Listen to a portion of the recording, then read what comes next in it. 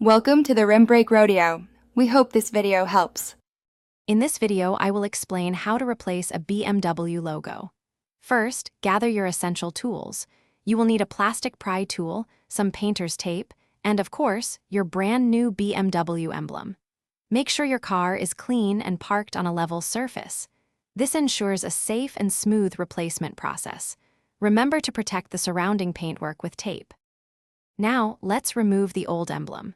Carefully insert your plastic pry tool under the edge of the existing emblem. Work slowly and gently around the entire circumference, applying even pressure to lift it. Once the old emblem is off, thoroughly clean the surface. Remove any remaining adhesive residue to ensure a perfect bond for the new one. Before installing the new emblem, proper preparation is key. Use an alcohol-based cleaner to thoroughly clean the mounting surface.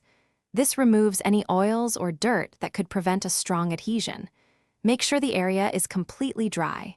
Then, carefully align your new emblem.